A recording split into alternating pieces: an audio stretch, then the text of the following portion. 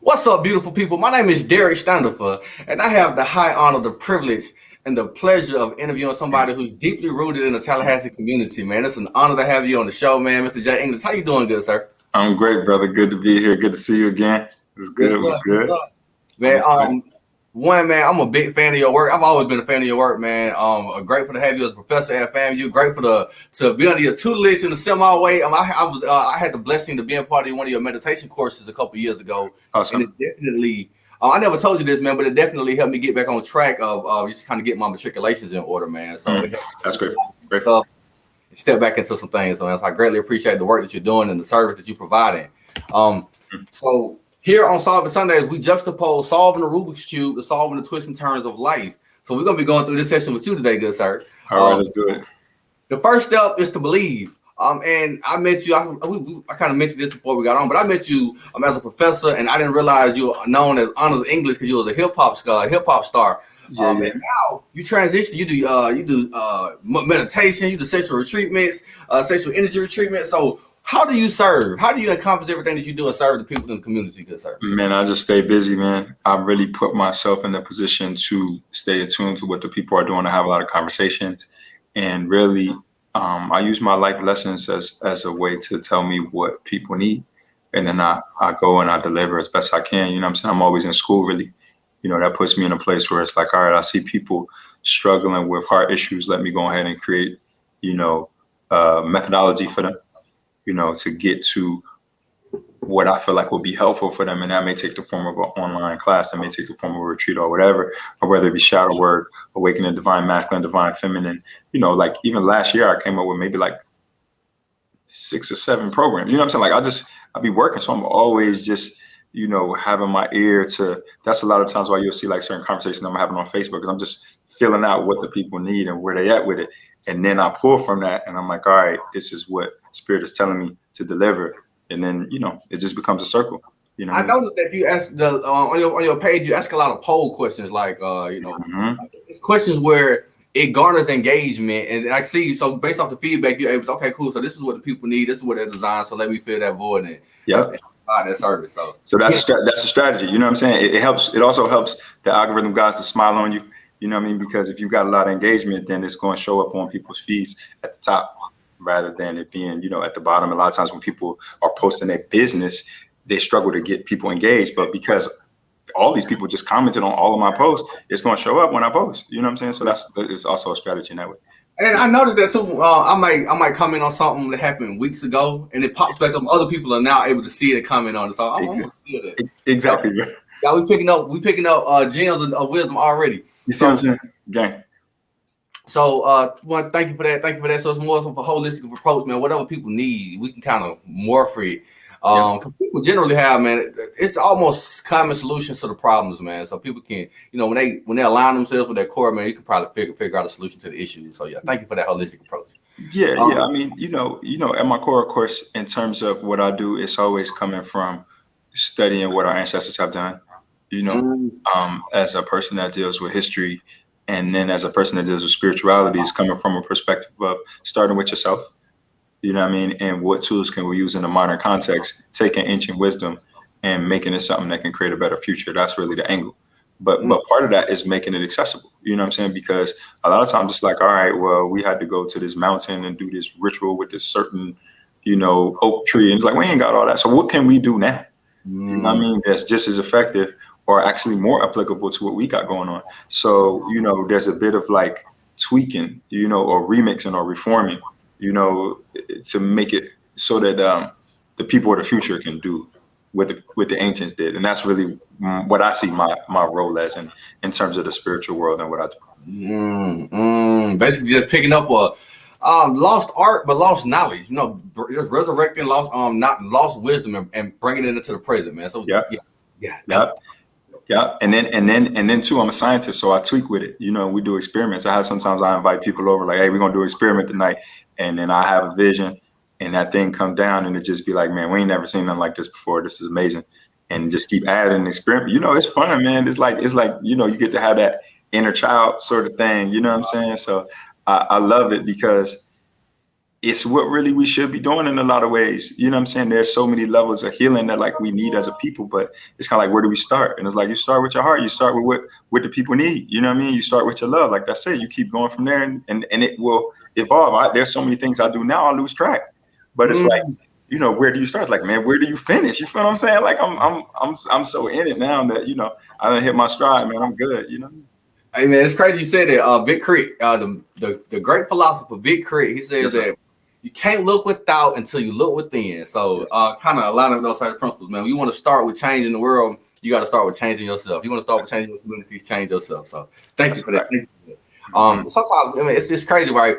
The answers, you know, we try to find these deep philosophical answers, and the answer be right in front of our face, man. Start within. Start within. Yeah, I mean, but you know, that sounds simple, but it's not, because the start within piece is kind of like, well, what are you? You know, have you really looked inside? And then it's like, there's about 11 different layers to what are you?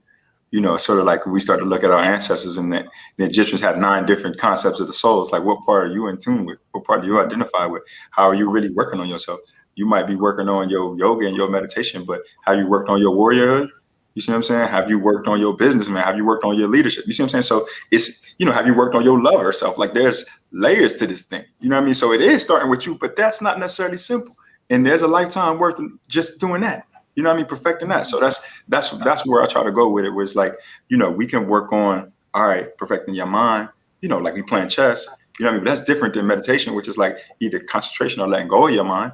You know what I mean? Which is different than tapping into your heart, which is different than learning how to use energy. Like, those are all different arts within the same umbrella. But when you open it up, the self is complicated. It's a multidimensional being. You know what I mean? That's crazy you say that. That's dope, man. That's a dope concept, because, you know, your mind might be right, your physical might be wrong. Your mind, your physical might be right, but your spirit might be right, man. You can't. All of them affect. You know, it's like a melting pot, like a soup. The Rubik's Cube. Everything. So it's the Rubik's Cube. Continuously working on all of it, man. So thank you for sharing that, man. We appreciate that. So after we believe in ourselves, that brings us to step 2 of solving Rubik's Cube and of solving life. And step 2 is to solve your cross. Solving your cross is to identify your reasons, or the why. So, you know, you kind of hit us on the head with, why are you doing the work, the work that you're doing? Why are you carrying the torch that you're carrying? Why is this even important for you to serve the way that you're serving in the community? Good, sir. Yeah. My initial drop, I would say, honestly, was curiosity. Right. I was just curious about what the ancient people could do. I heard so many things our ancestors could do, and I just knew that they was great at some level. And so I kind of, you know, I was in Tallahassee, young freshman, just asking around. And they was like, well, you got to meet somebody. You know, I heard that he can turn into an owl. You know, and I was like, I'm sorry, what? You know, I was like, y'all must be crazy. And they was like, no, I'm dead serious. He can turn into an owl. And I was like, oh, well, if that's the case, take me to your leader, you know, like you know. So I met, you know, Bob named Denard. And when I first met him, I sat down in his restaurant, and I was looking at his energy. And at that time, I didn't even know I could read energy, but I was just looking. And at the outline, you know, when you see a person's outline, there's usually like a black ending to it to denote, okay, this is where they stop and like the wall begins or whatever. But it was just colors, and they just kept streaming. And I was just looking, and he was talking, but I was blocking that out because I was like, this ain't an owl, but it's something going on up in here, bro. You see what I'm saying? And so after that, I was like, all right, he knows something beyond what he's saying. He knows something. So, you know, then I went and kind of studied with him, and I still am a student, very much a student of his, you know, but at the same time, you know, he at a certain point kind of said, listen, you have learned for long enough, go teach, you know? And I went and learned from his teacher too. And his teacher said the same thing. So I wasn't really out here trying to like teach right away. I love being a student. It's fun, you know what I mean? But, you know, at a certain point, it's time for you to offer. And then I'm still a student, you know what I'm saying? I'm just a student of the people now, and I still learn from my teachers as much as I can. So, you know, I have fun with it. And that why was a curiosity, but then it turned into, man, I was given so many gifts, so many amazing experiences. That's like, I would feel not right if I didn't share this with the people. Like, I would feel like I couldn't sleep at night if I didn't share what I know. Like, man, you could really be in a space like, you know how people think, I'm gonna make $1 million, then I'm gonna go on vacation, and then I'm gonna get the girl, and I'm gonna feel like this. Like, you could really feel like that without all that right now. And then you could walk the whole journey like that. You see what I'm saying? And rather than waiting to get to that spot, and then you kind of find out, man, actually this girl get on my nerves, man. Actually, I don't even like this island. You see what I'm saying? And so it's like the whole question of enjoying the destination and life being the highest quality possible life that you could live. That piece, that unlocked it for me because I was like, man, I already made it. You know what I'm saying? Like I'm, I can make money. You know what I'm saying? Even when you do what I do, it's like there's women around, but that don't got nothing to do with my quality of life. Those things don't. It's just being, man. And if as Black people, we suffered enough. You know what I'm saying? We had enough horror movies, right? And it's time for us to live a better life. And our ancestors have ways and methods to do that. So I try to, transmit that as best as I can. Right. So that's really my why. Yeah. I think the farther we go away from our ancestors, the further the disconnect goes, man. So we can go back. That whole Sankofa principle, going back to our past, so we can know where we need to go and we can navigate this journey called life using the principles that predate us. People have already mapped out how to do these things. We just need to copy the right. No need to reinvent the wheel. So yeah, thank you for your service. After we solve our cross, this brings us to step number 3 of solving a Rubik's Cube. Step number 3 of solving a Rubik's Cube and of solving life is to fill in your corners. Now, filling in your corners means to surround yourself in an environment that promotes your growth and your prosperity. On the Rubik's Cube, you said we got a whole white side solved. That's a solid foundation. In life, we need to have people in our circle, 1, who hold us accountable, 2, who motivate us to step into our higher selves, reach our maximum potential. So what kind of environment do you place yourself in that allows you to serve in the manner and of the quality of which you serve? Man, that's an interesting question. And that's a question that's changed over time. I really love the energy at Tallahassee because it's young people, growing and learning and stuff like that. FAMU has its ups and downs, light and dark. We all know that, but like just that energy, actually, I love. And it does something for you spiritually, actually. I've been away from it for a minute and I went back to Tallahassee and I was like, I see why a lot of my growth happened here. But, on the flip side, I do a lot of travel.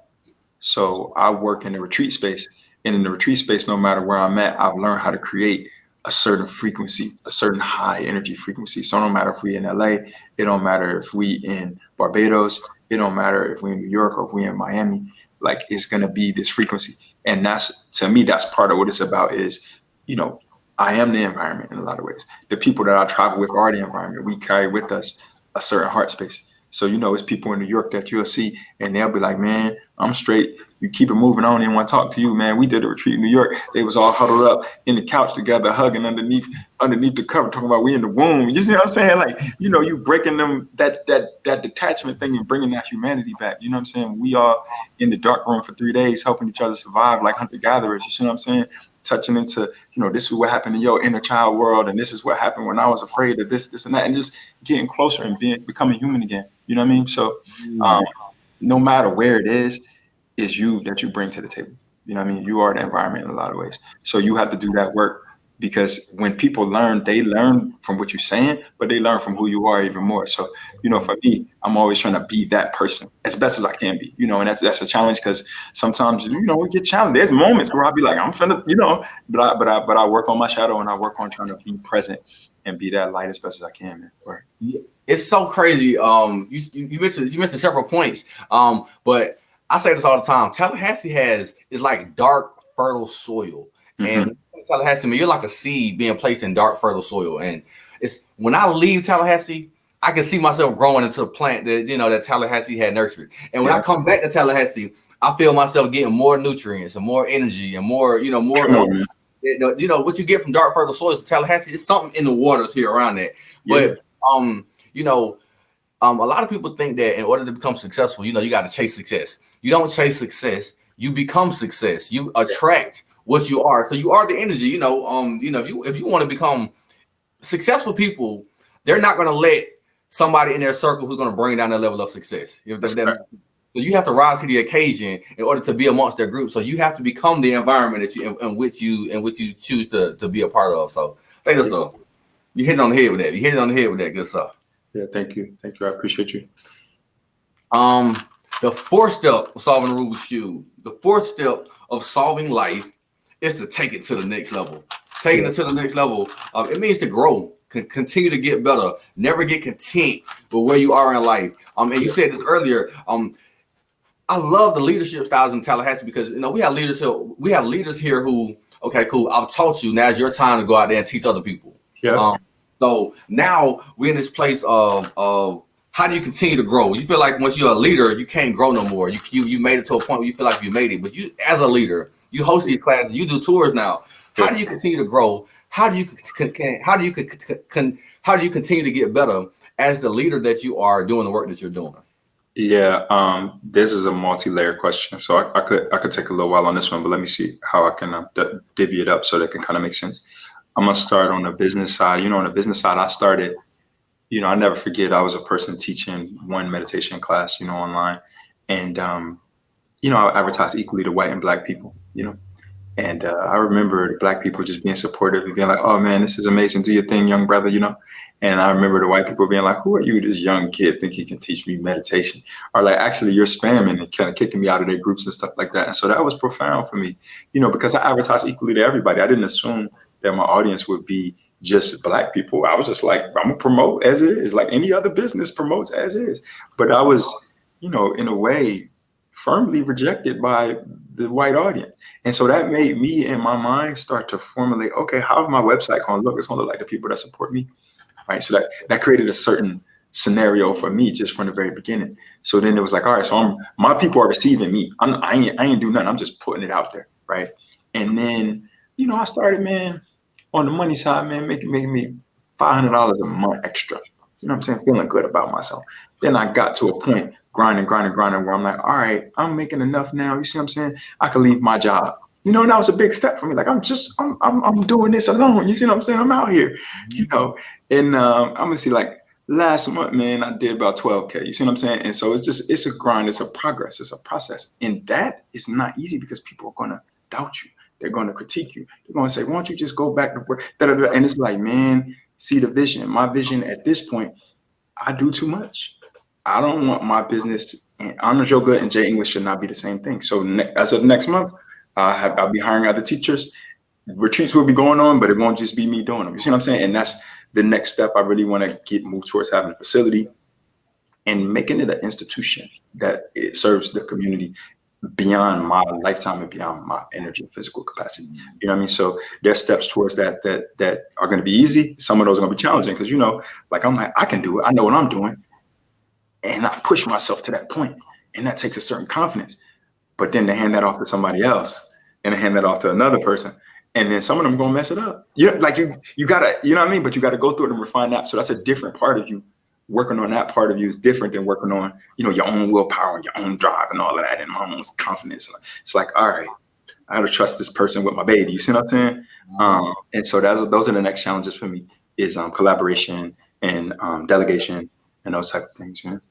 And as a true leader, it's one thing to do for yourself. You hosting these sessions, but like it takes a different level of skill. One, to find and recruit somebody who can handle and take care of your baby at the same quality that you want to take care of your baby. And it's the leadership skills to develop and train this person to handle it how you want them to handle it. Man, one, as a leader, you still you want the people that you bring on to go on and do their own thing the same way that Bob Denard and his teacher did for you. You want them to come on, take your wisdom and serve other people in the same capacity. Man, it's a lot of leadership layers in that. And I'm so glad that you paint the picture that, you started out doing successful. Now it's presenting new challenges. With new successes, it's new challenges that you have to try to overcome because you can't be in Tallahassee and Atlanta and Detroit and Dallas at the same time hosting. So now, how do I scale my business? And now, as people of color, these are principles that we need to see from a viewpoint that we can actually. I know you. I've been in your classes. I play sessions, so I can see from the start. You say you start from $500 a month, now surpassing 12K a month. So now it's time to scale to another level. And how do you go about embarking on this next phase in your journey, this next phase of the chapter, man? So it's an amazing journey to see. So thank you for sharing the insight, man. Thank you for sharing the insight. For sure. So one other piece I want to add to that on a personal level, I'll add this piece because, we as men, especially as you get more and more in your power, more successful, it changes your relationship to women in certain ways, So I've seen that change a lot. in some ways it's been more entertaining because, women are more interested in a certain type of way and a certain type of thing. You understand what I'm saying? However, that also in many ways can serve as a distraction. And so early on, you're like, man, I wish, I was getting this action. Now you're like, ugh, let me, I've been in isolation most of this year. You know what I'm saying? Like just alone, just me. That's it. You know what I mean? Nobody's invited. You see what I'm saying? Into my house. It's just me and my babies. You know what I'm saying? And so it's like I'll very much be in the cave, you know what I mean, working. And then when I do my retreat space, I come out and I socialize. But I'm not, even though like it might look like that on Facebook, like people might think a certain thing, but that's not what's happening. Right? Is razor sharp focus and discipline that takes you where you need to go. You know what I mean? And all that other stuff, it's just going to distract you in a certain way. And the further up you go, the more you attract women anyway. So you just got to stay focused on your thing. You see what I'm saying? And get to where you need to go and not really worry about it too tough. Now, the other part about that I'm learning is that, we all have a need to connect with people, and we have to be mindful of who we connect with because it can be costly in certain ways, And so, I'm really humbling and humbly reviewing how to connect and who I should connect with and how much and all of that. And that's another part of the puzzle because, you need another person at some point to stabilize your energy if you're going to do the family thing. You know what I mean? And I do want to, I've had a family situation that kind of dissolved, and I do want to long-term get back on that wave. But it's like now that I'm in a different position, can you find somebody that's here for you? Are they here for the position? All of that. So those are things that I wrestle with now. It's like interesting, the success issues, So just putting it all on the table, you know what I mean? It's a lot of things that people they fight for success, and when they get success, they don't realize the things that come with success. I watched the Michael Jordan documentary and how he would just sit in his hotel room because he's Michael Jordan. The only place he can get some peace and quiet and some sanity is in the confines of his hotel room. Yes, and when the more success you garner, the more success you gain, the more distractions. And it's so crazy. That's an oxymoronic feeling of, okay, the more I grind, I'm developing these skill sets, I'm developing these principles that's garnering these success, but not only do I get more distractions, I get more attractive distractions. Oh man, these amazingly beautiful sisters, with quality, but nonetheless, it's not that they themselves are a distraction. It's just that your purpose has to be a priority. You know what I'm saying? So I don't want to label them distractions because they're much more than that. They're some of them are, have their own purpose and are doing their thing in amazing ways too. But for me and me knowing what I have to do, you know what I'm saying? I gotta make sure that, I'm doing this for my, like I think about it like, all right, I gotta be doing this for my babies type of thing. You see what I'm saying? Like I'm on that type of time. So I have to stay focused because no matter what, people come in and out your life. You know what I mean? And there's no way for you to control that. You never know. You know what I mean? But there's one thing you can control, which is what you're doing. You know what I mean? So, I made a post about that one time and I got some pullback because I was talking about, just talking from a king's perspective, like a king has to make sure he secures his, regardless of who's there and who's not. It's still your responsibility to make sure your kids are good. It's still your responsibility to make sure that you're good. You know what I mean? And just moving from that power, because a lot of times people will be like, well, you need to make sure that da-da-da-da-da. And it's like, man, you never know what's going to happen when you get in a relationship with people. You know what I'm saying? You never know. A lot of different intricacies on that, man. It's so crazy that you just transitioned into the fifth and the final step of solving the Rubik's Cube. And step 5 of solving life, it's to see the bigger picture. And seeing the bigger picture simply means to keep your commitment to your commitments. I mean, that last spiel, you already hit on it. Keeping your commitment to your commitments. When you set goals, when you know the purpose and the alignment that you're walking into, you got to stay focused on it. You can't get sidetracked by low-hanging fruit. So how do you keep your commitments? You're in this predicament right now where you have to muster the energy and the strength to keep your commitments to your commitments and stay focused. So with all the, distractions and not even distractions, but other people with their own purposes who might want to include you on their purpose, how do you stay focused and stay committed to your commitments? Yeah, I just challenge myself in different ways, man, to keep it exciting. That's really like I make new commitments to make it like, all right, I don't know if I can do this now. You know what I'm saying? And I'm really just trying to beat myself. Like I'm not really, because it's not like I have a competition. You know, it's not that type of thing. You know, just this kind of niche market that I'm in a lot of ways. I'm kind of by myself, and I have people that can help and assist me, but it's not like a competition.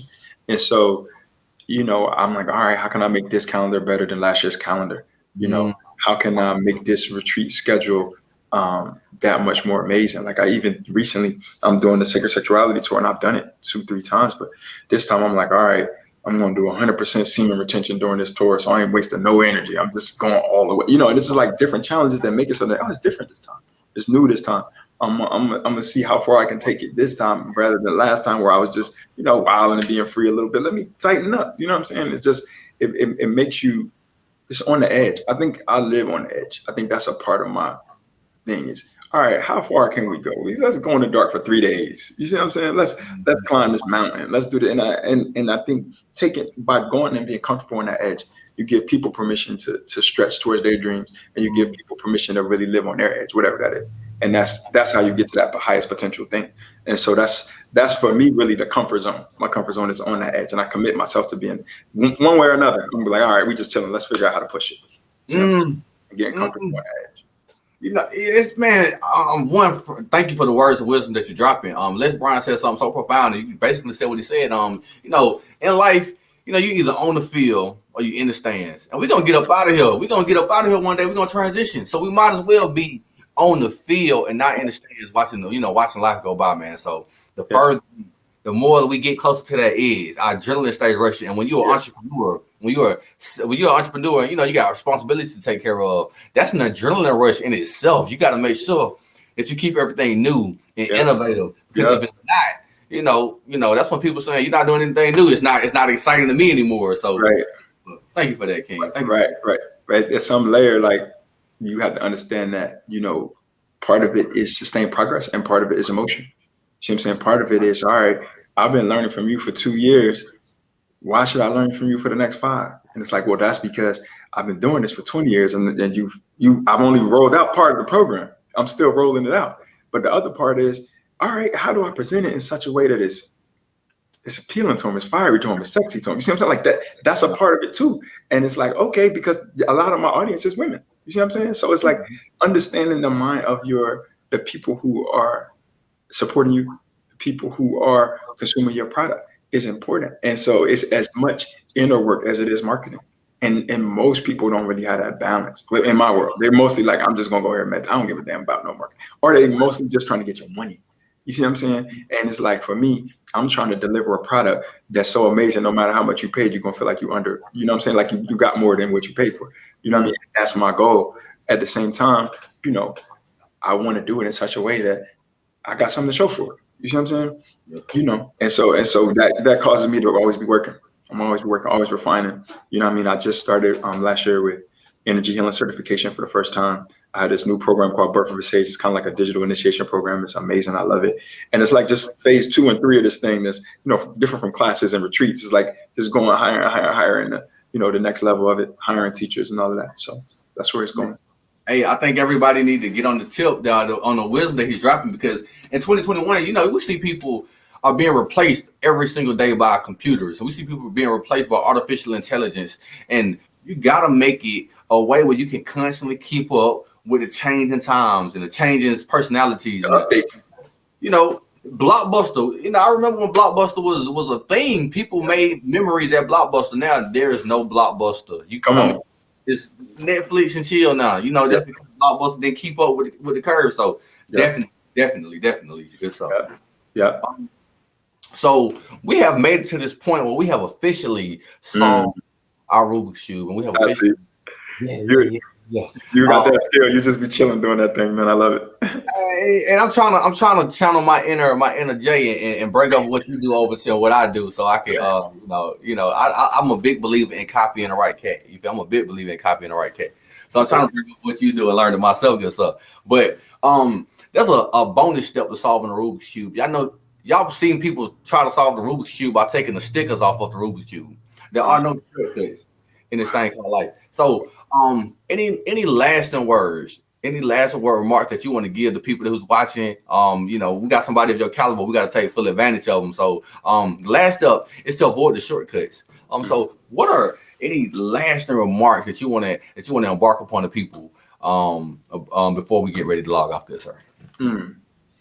For me, I would say the main thing is walking your truth, man. You know, whatever that is. A lot of times people are afraid to do what's in their heart. They're afraid to walk that path because of what society would think or whatever. They're not going to understand it. They're not going to get it. You know, I remember, you know, talking to people early on and they was just like, how you going to make money with that? You see what I'm saying? And it's like, now they're like, man, how can I do what you do? You see, so it's like walking your truth, have confidence and push yourself because everybody is a seed. You see what I'm saying? And they're not going to be able to see because some trees are different. Some trees take 10 years. Some trees take, 20 years to come to that fruition. But push yourself, go hard and believe that, no matter what, when your fruit comes out, it's going to all be worth it. You know what I mean? And that goes for everybody. It's not that just to look up to one person. Like one person is a mango tree. Some person might be something else. It might bloom into something else, but just that you know that. And that you are invested in your self-care, in your self-love, in your self-development. Take that thing seriously. You know what I mean? A lot of times we be invested in trying to do what makes people feel comfortable, what society told us to do. And it's like, man, it's some people still in jobs that I left 10, 20, you know what I'm saying? And they like still there. And it's like, fam, right now I can schedule myself in 5 international countries whenever I want. And just go and live there and have fun, do retreats, heal people, have good time. Like, you see what I'm saying? You can create the life you want, man. So that's the essence of what I'm saying, really create the life you want. You know what I mean? Don't sit back and wait for it. Go out and create. Yes, sir. Yes, sir. I think, we need to channel our inner God, y'all. God made us in the image of God. And if God is a creator, then it is our duty. It is our right to God to create. So I highly encourage y'all to respect this man's wishes and respect this man's words and create. Trust in your dream, believe in yourself, and go create, man. Go do something that you were meant to do and walk in your purpose. I appreciate you, man. Good stuff, man. It was a pleasure, honor to have you on the show, man. Thank y'all for people who are watching. Thank you for the words of wisdom you've been dropping from the top of my heart to the bottom of my soul, man. Thank you again. Love, man. Salute to you, brother. You can stay on for 2 seconds. For those of y'all who are watching, we'll be on next week, Sunday at 6 o'clock. Y'all, when we got Jay on, he said we needed to adjust the time. I was like, we got to adjust the time. Thank you for that too. Thank you. Yeah, we gotta have you on, man. We can adjust the time to accommodate. We got Miss Lisa Starr. She's I can't say enough positive things about her. She's actually guiding me through along this dissertation phase. She just completed her. She defended her proposal a couple weeks ago. Around Dr. Starr. So she's been amazing support. Anyway, awesome. Those of y'all who are watching, y'all be great like the lakes, be blessed like a sneeze, and I will see y'all next Sunday. Peace and blessings, love and light. And good sir, you can stay on for a hot second. All right, sure.